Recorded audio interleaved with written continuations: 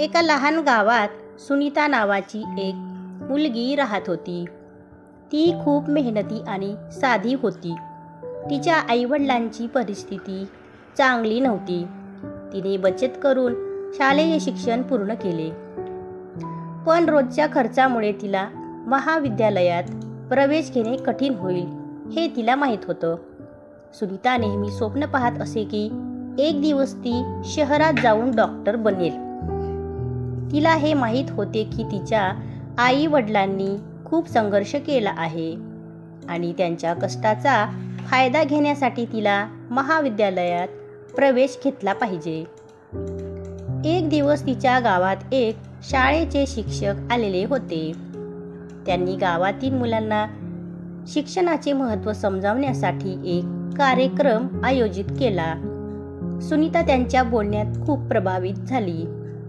तिने ठरवले की ती त्यांचे मार्गदर्शन घेऊन अभ्यास करेल.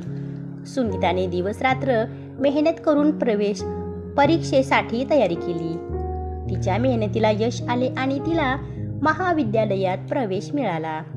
परंतु तिच्या कुटुंबाची आर्थिक स्थिती अजूनही बिघडली. तिने काही कामे करून शालेय खर्च घेण्याचा निर्णय घेतला. तिच्या शिक्षणाच्या स्थितीला पाहून गावातील काही लोकांनी तिला मदतीसाठी हात पुढे केला. हे पाहून सुनीता खूप आनंदित झाली. त्यांच्या सहकार्यामुळे तिला डॉक्टरी अभ्यास करण्याची संधी मिळाली. अखेरीस सुनीता डॉक्टर बनली.